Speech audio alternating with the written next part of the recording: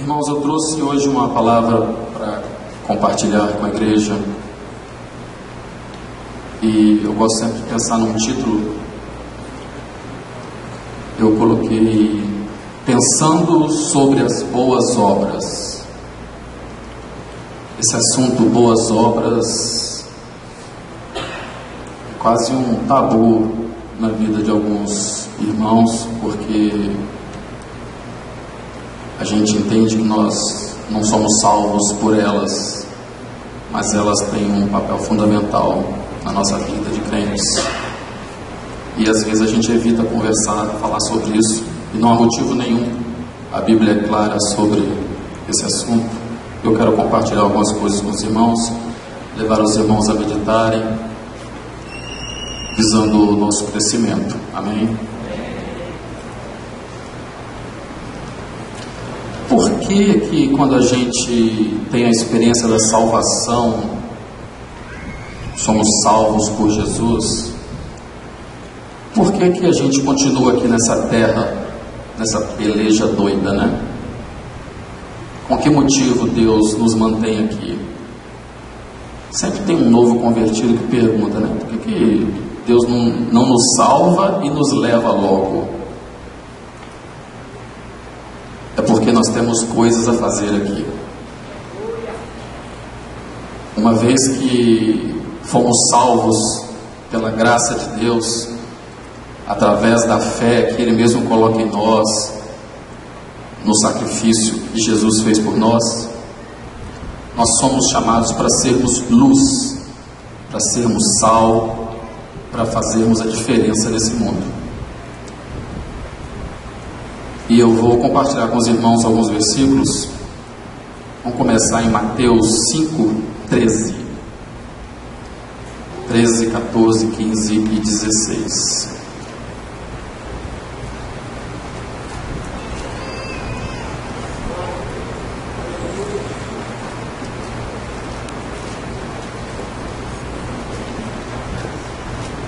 Mateus 5, 13. Eu estou com os textos todos aqui, eu vou ler todos os textos, tá? De repente, para a gente ser mais ágil, os irmãos que gostam de anotar e acompanhar, anotem as referências, depois leiam de novo em casa. Mateus 5,13. Vós sois o sal da terra, e se o sal for insípido, com que se há de salgar? Se o sal for sem gosto, com que se há de salgar? Para nada mais presta senão para se lançar fora e ser pisado pelos homens. Continuando, 14. Vós sois a luz do mundo. Isso é Jesus falando para nós, para os servos dele. Vós sois a luz do mundo. Não se pode esconder uma cidade edificada sobre um monte. No 15. Nem se acende a candeia e se coloca debaixo do alqueire, mas no velador, e dá luz a todos os que estão na casa. A candeia é tipo uma vela, o alqueire é um tipo de cesto que era utilizado para colocar no lombo dos animais, e você pode imaginar você tampar a vela com alqueire. Não se acende uma vela para depois escondê-la. E no versículo 16, Jesus conclui mostrando que ele estava fazendo uma referência àqueles exemplos que ele deu à nossa vida. Ele fala assim: assim resplandeça a vossa luz diante dos homens, para que sejam as vossas boas obras, para que vejam as vossas boas obras dos homens, né? E glorifiquem a vosso Pai que está nos céus. Então ele nos compara com o sal, que se perder a sua função de dar gosto, pode ser jogado fora. Ele nos compara à luz, e aí ele faz uma referência a uma cidade construída sobre um monte. Uma vez que uma cidade foi construída sobre um monte, não há como escondê-la. Qualquer um que olhar para o monte vai ver a cidade. Assim somos nós, uma cidade construída sobre um monte. Não há como nós escondermos a nossa condição de servos de Deus. E nem se acende uma luz, uma vela, para depois escondê-la debaixo de um cesto. Nós não fomos salvos para ficarmos escondidos.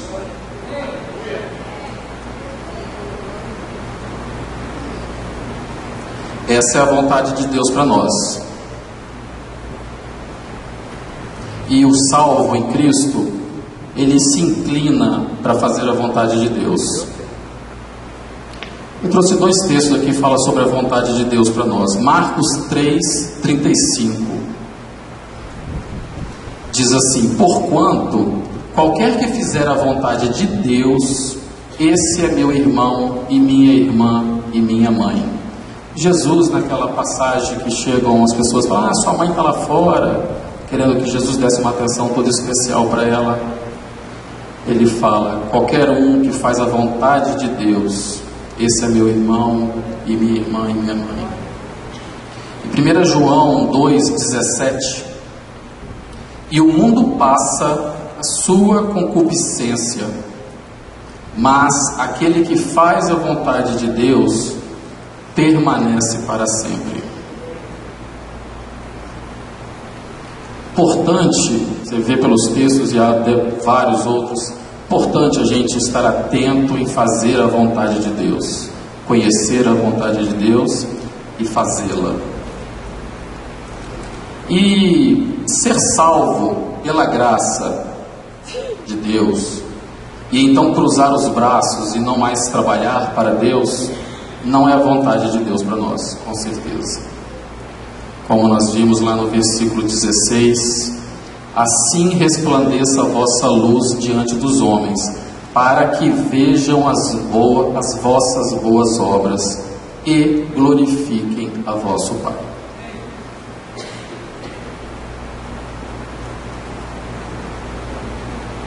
Efésios 2, versículos 8, 9 e 10, diz assim, para a gente pensar: porque pela graça sois salvos, por meio da fé. Isto não vem de vós, é dom de Deus. Não vem das obras, está falando da salvação, não vem das obras, para que ninguém se glorie. Porque somos feitura sua, criados em Cristo Jesus para as boas obras, as quais, as boas obras, Deus preparou para que andássemos nelas. Olha que interessante, um texto muito claro sobre a relação da graça com as boas obras. Na mesma sequência, a salvação é pela graça, ela não vem das obras, mas nós fomos criados em Cristo Jesus, fomos salvos para as boas obras. Essas boas obras Deus criou, Deus preparou para que andássemos nelas.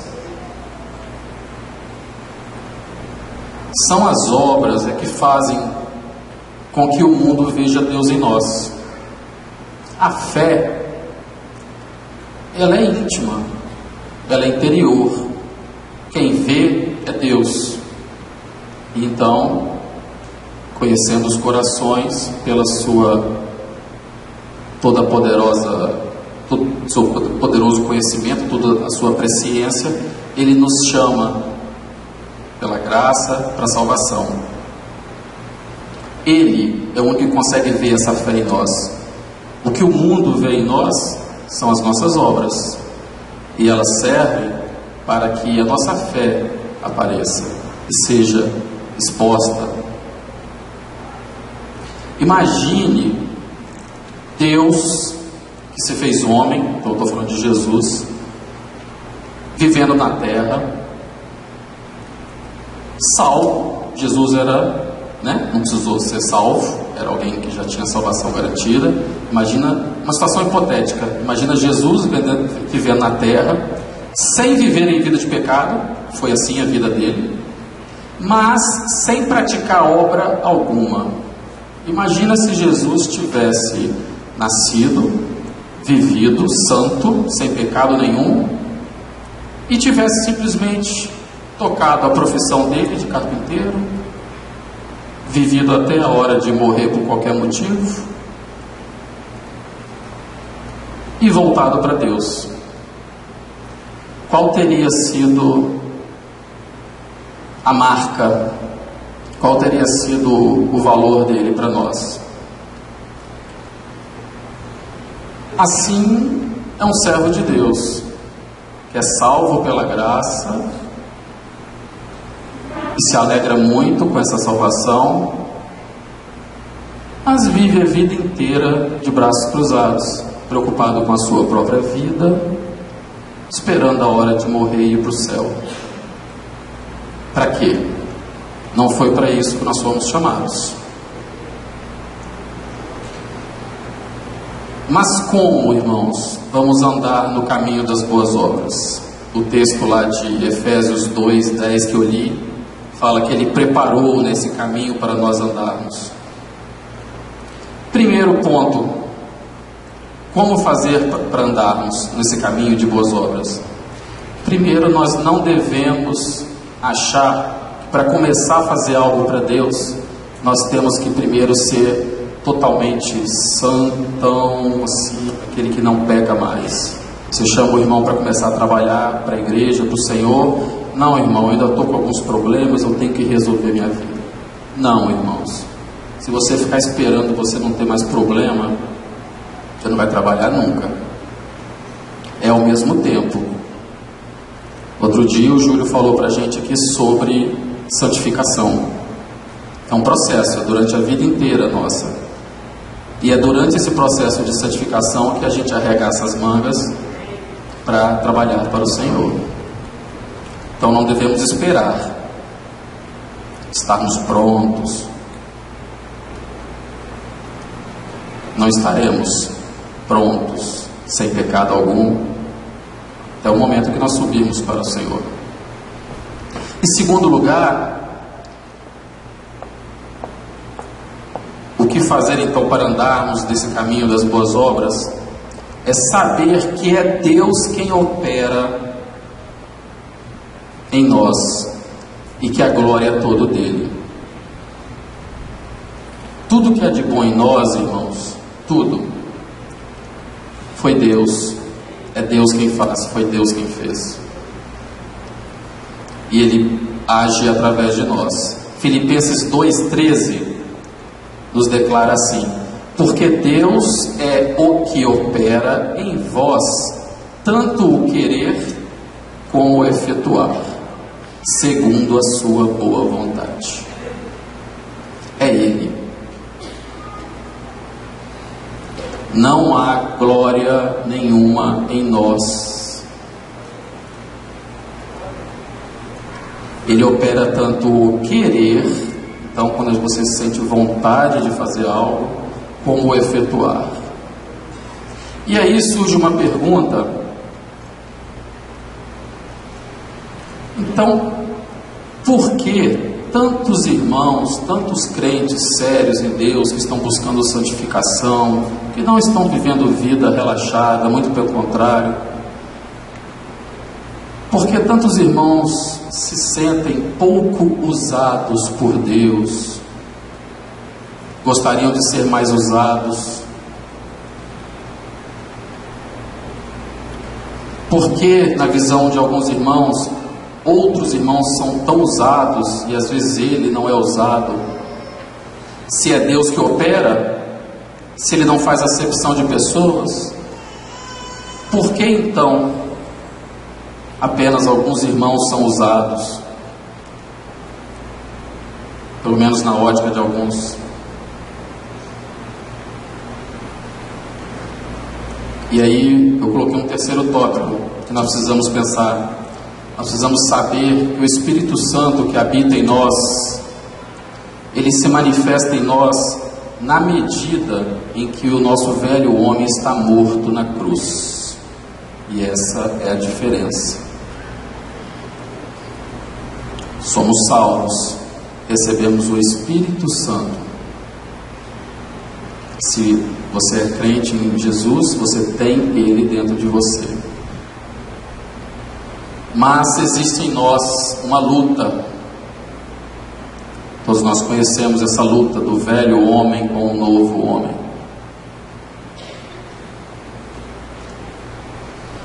Antes disso, deixa eu ler Lucas 14, versículos 25, 26 e 27.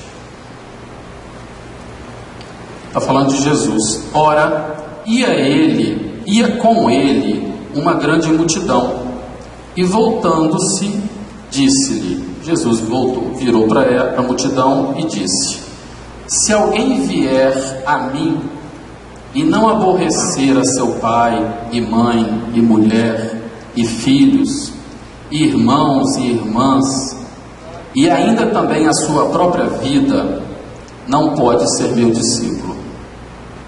E qualquer que não levar a sua cruz e não vier após mim, não pode ser meu discípulo.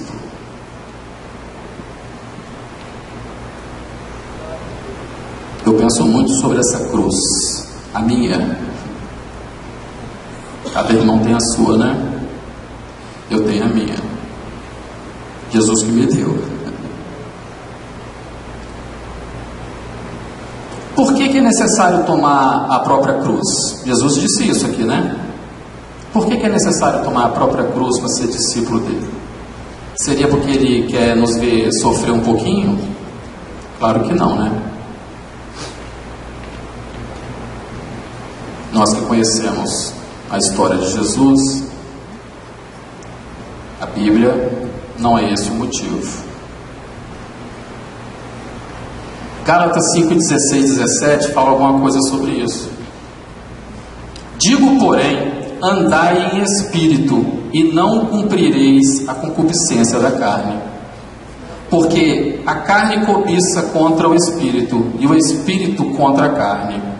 E estes opõem-se um ao outro, para que não façais o que quereis. Paulo também falou em outra ocasião que aquilo que ele queria fazer, ele não fazia, mas ele acabava fazendo aquilo de errado, na luta da carne com o espírito. E nós queremos fazer o que é certo, porque se nós realmente já recebemos o Espírito Santo, se somos crentes, isso aconteceu conosco, nós temos a mente de Cristo, o Espírito habita em nós, nós somos nova criatura, nós queremos as coisas do alto,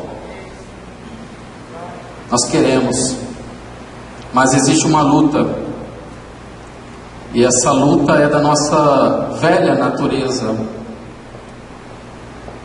em que muitas vezes é chamada na Bíblia do velho homem. Nada mais é do que a nossa natureza caída, humana. Enquanto estivermos presos a este corpo, essa natureza está lutando contra a nossa nova natureza, porque nós renascemos em Cristo e temos uma nova natureza, uma natureza de Deus, mente de Cristo. Somos capazes, por Cristo, de renunciar ao pecado.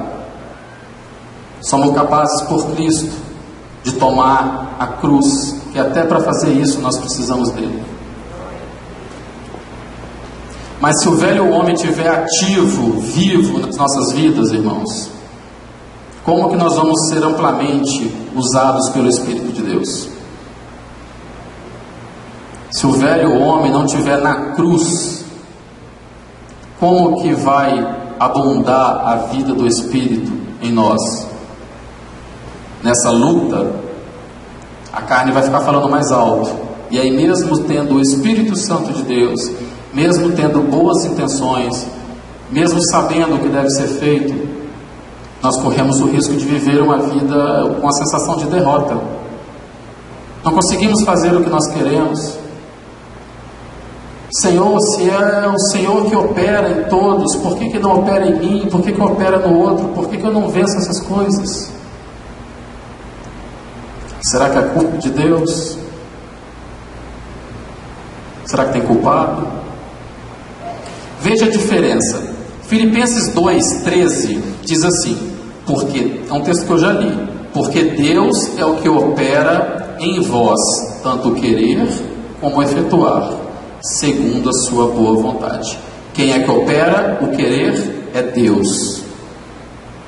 Lucas 14, 27 diz assim: e qualquer que não levar a sua cruz e não vier após mim, não pode ser meu discípulo.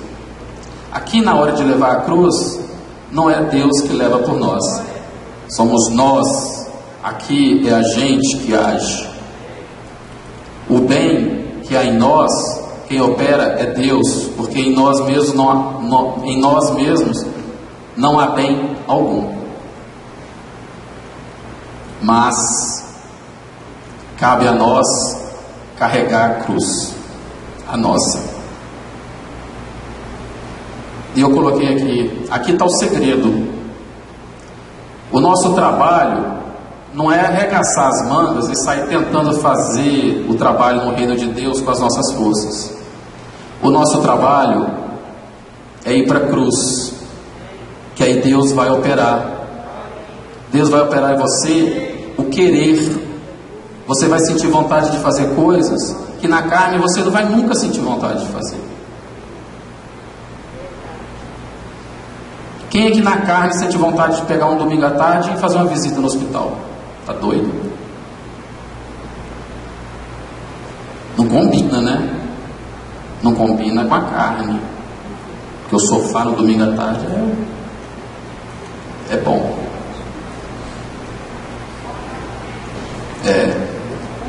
E tem que estar com o velho homem na cruz. O nosso trabalho é crucificar o velho homem e deixar Deus agir através de nós. E aí nós vamos experimentar circunstâncias que vão acontecer algo e você vai falar: gente, eu estava percebendo Deus falar através de mim. Como é que estava acontecendo isso? É o velho homem na cruz. Porque o Espírito habita em nós, nós temos Ele. Ninguém é melhor do que ninguém, pior do que ninguém. O Espírito é o mesmo. Nós precisamos ter coragem de colocar o nosso velho homem na cruz, com fé, que aí Deus vai operar. A gente fica meio assim, querendo fazer, mas parece que vai ser em vão. Eu vou abrir mão de tantas coisas, porque nós sabemos o que devemos fazer e o que nós não devemos. Mas com fé, irmãos, nós abrimos mão da vontade da carne. E aí a gente vê Deus operar através de nós, a despeito do que nós somos, porque Ele tem poder. Quando nós saímos a fazer a obra de Deus, sem estarmos realmente com o velho homem crucificado, nós até saímos fazendo coisas, mas não é o Espírito que está no comando. Estamos fazendo as coisas por nós mesmos, e não é Deus que está fazendo. A gente vê vários servos de Deus. Eu pensei, não especificadamente em alguém, mas pensei nesses vários ministérios que vão surgindo por aí. Os homens vão fazendo as coisas, e uns poucos que a gente vai conhecendo assim pessoalmente, a gente percebe em alguns total dificuldade dos irmãos, às vezes, de realmente viverem uma vida de cruz. Às vezes tem soberba, às vezes tem necessidade de se afirmar, às vezes tem objetivos que não são lá dos melhores, mas vão fazendo, vão abrindo o seu ministério, vão fazendo as coisas, mas não é o Espírito no comando. As coisas acabam da mesma forma que começaram, e é o que mais a gente vê por aí: ministérios começando e terminando, irmãos querendo começar coisas por aí, não, o que eu vou fazer e tal. Mas quando você conversa com o irmão, mas vamos colocar a vida aqui diante das autoridades, vamos, né, se sugere um pouquinho de cruz para começar a coisa a caminhar correta. Não estão dispostos a cruz nenhuma. Como que vai ser o Espírito de Deus que vai estar no comando disso? Porque nós podemos arregaçar as mangas e tentar fazer as coisas boas, porque nós sabemos o que é para ser feito. E certas coisas estão no nosso coração e a gente pode sair fazendo. Mas se não for da vontade de Deus realmente, como palha queimada no fogo naquele dia.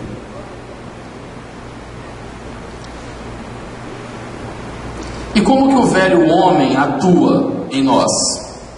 De várias formas. Eu registrei aqui 2 exemplos.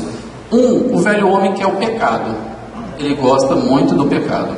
Romanos 6 diz assim: sabendo isto, que o nosso homem velho foi com ele crucificado, para que o corpo do pecado seja desfeito, para que não sirvamos mais ao pecado. O velho homem fica crucificado para que o pecado não apareça, não abunde em nós, porque se o velho homem não estiver crucificado, a gente cai. E o velho homem também, ele quer satisfazer os desejos ligados a este mundo, não necessariamente coisas que são pecados, mas as coisas deste mundo. Este mundo nos oferece tantas coisas agradáveis. Oferece sim. E o velho homem, o nosso ser natural, humano, sem a mente de Cristo, adora essas coisas. Quem não quer conforto, tranquilidade, se preocupar só com a sua própria vida, coisas deste mundo.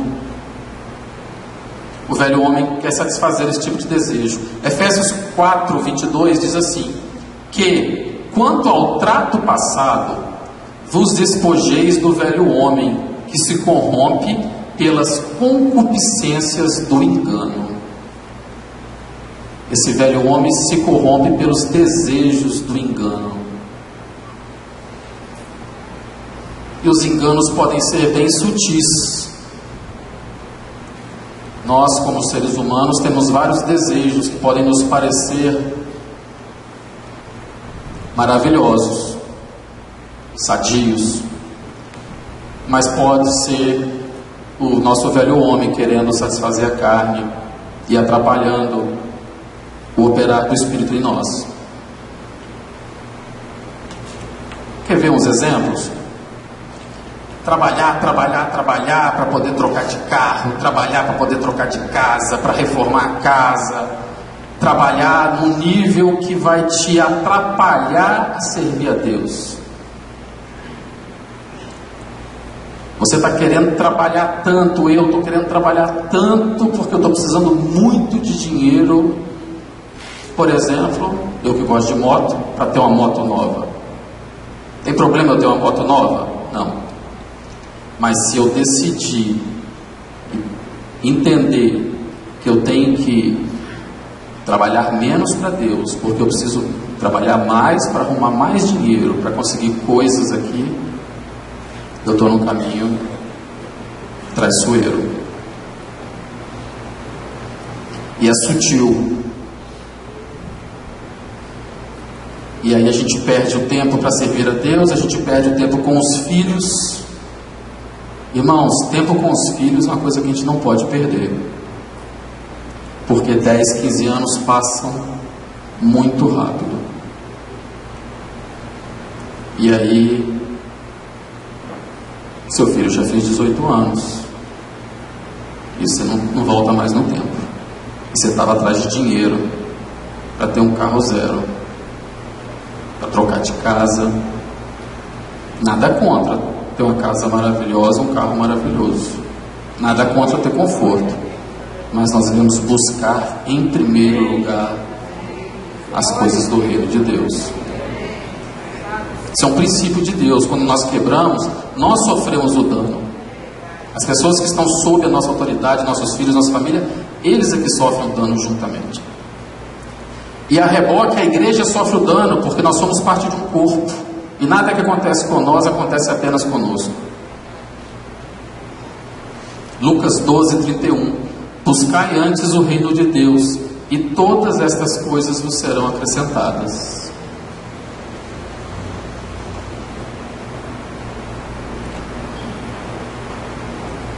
Estamos com um tempinho ali, vou dar um testemunho. Há uns meses atrás, uns 3, 4 meses atrás, eu trabalho na Fundação Banestes e eu trabalho 8 horas por dia. Então eu entro às 9, saio às 18, em horário normal. Sou gerente de uma área lá, de informática, e acabo ficando um pouco até mais tarde. Normalmente, meu horário é bem corrido. E o dinheiro anda curto. A gente vai arrumando os compromissos e não tem salário que dê. E surgiu uma oportunidade de uma empresa do mesmo prédio, do pessoal, eu não vou citar nome aqui, que já trabalhei para eles, fazendo bico na minha área de desenvolvimento de sistemas. Surgiu a oportunidade, eles me procuraram: Fábio, vamos refazer nosso sistema lá. Aquela empresa lá que nós chamamos há uns anos atrás, estamos bastante insatisfeitos com ela. Estou sabendo que vocês colocaram um sistema novo para funcionar aí na fundação, dá para a gente fazer uma adaptação, uma coisa assim.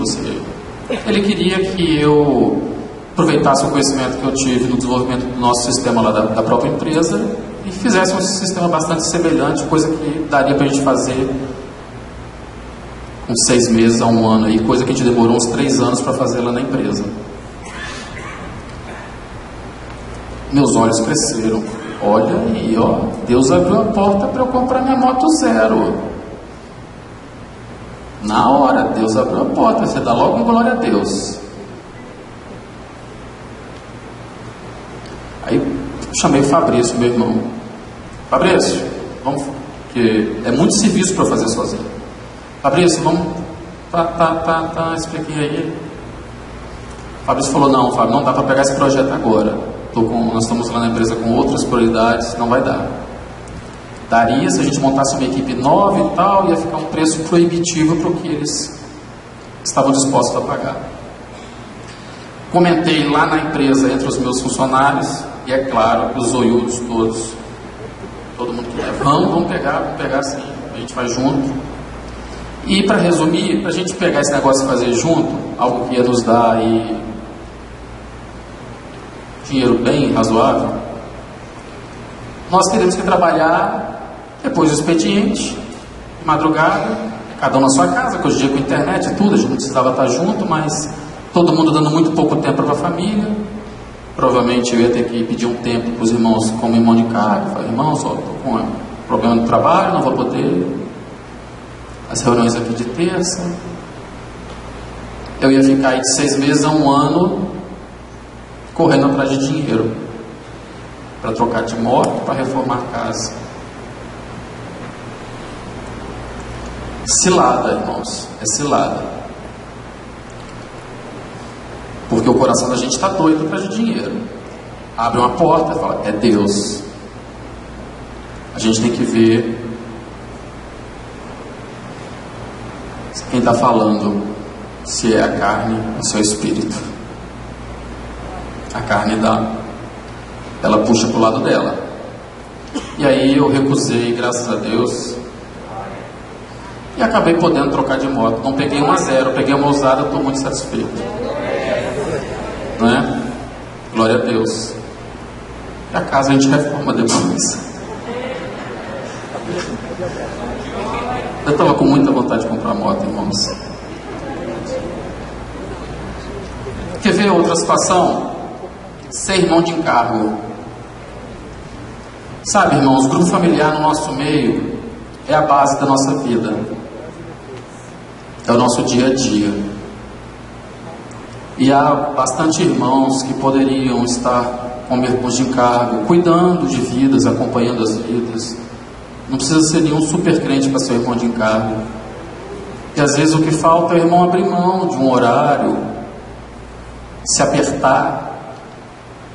Cruz, deixar de fazer aquilo que está com vontade de fazer um pouco e fazer aquilo que sabe que o Espírito está chamando. Nós temos irmãos que foram nossos irmãos de encargo há anos, durante décadas, e aí se afastam por motivos justos. Preciso estudar, preciso fazer isso, preciso fazer aquilo. Mas nós devemos colocar na bandeja, na balança, por que realmente que nós estamos nos afastando da obra? Nós vemos irmãos com dificuldades de estarem atuando na igreja porque ainda estão terminando a faculdade. Quando eu terminar a faculdade, aí eu trabalho para o Senhor. Se você soubesse que o tempo que você mais tem livre é quando você está na faculdade, quando você estiver trabalhando, quando você arrumar um casamento, você vai ver que é falta de tempo. A necessidade de cruz é maior ainda. Então, irmão, não faz corpo mole com a sua carne, não. Eu estou te chamando a pensar sobre isso. Nós sempre teremos pouco tempo, porque nós sempre queremos todo o tempo para nós. Esse é o desejo da nossa carne, do nosso velho homem. Qual o tempo que a gente quer? Todo. Se a gente não decidir abrir mão, encarar essa cruz, a gente vai ser como se fosse aquele exemplo que eu dei, hipotético, de um Jesus que vive aqui na terra e não faz nada. Que valor teve? Outros alegam que sou jovem demais, estou precisando que alguém cuide de mim, mas pensa assim, não, irmão, você que é jovem, arregaça as mangas aí, cuida de alguém, acompanhe as pessoas que estão precisando. Não se sinta um coitadinho, não, e que você está precisando ser muito acompanhado. Naquilo que você está precisando, pede ajuda. Mas não fica parado, esperando seus problemas serem resolvidos, para então você ajudar alguém.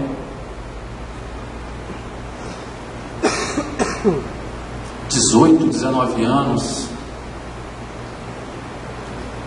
jovens de 20 e poucos anos, se achando jovens demais para ser irmão de cargo. Não é, irmão. 17, 18 anos, você já é uma bomba na mão de Deus se você se colocar com a mão de cargo. Bota a vida na cruz e deixa Deus fazer, que você vai ver o que Ele faz. Eu queria chamar os irmãos do grupo de louvor.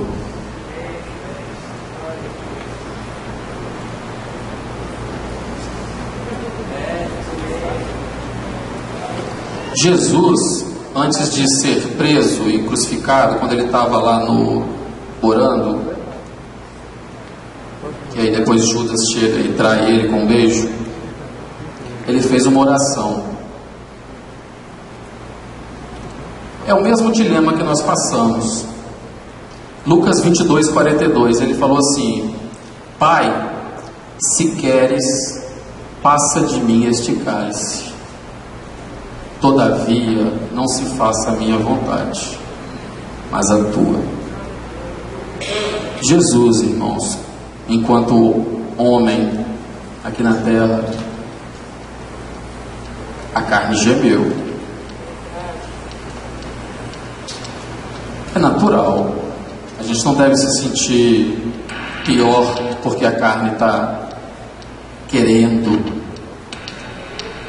fugir da cruz. Mas nós devemos fazer como Jesus. Pai, faça a tua vontade.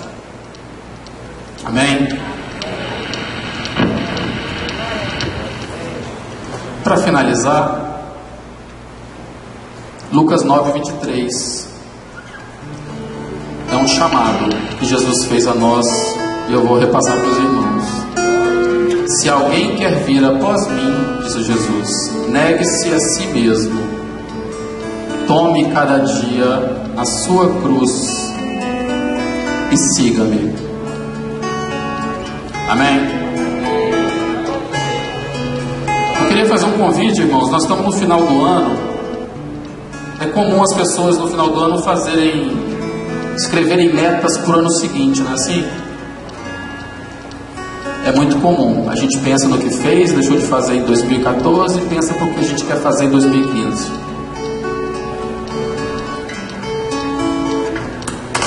Eu quero literalmente te fazer um convite para você firmar um propósito no seu coração de passar um 2015 com o velho homem na cruz. Faz isso, irmão. É por você, por sua família, pelo seu irmão. À medida que a gente coloca a nossa vida na cruz, Deus age em nós. E quando Ele age em nós, através de nós, Ele faz isso para ajudar o corpo, o irmão que está do lado, precisando. E é assim que a vida da igreja funciona.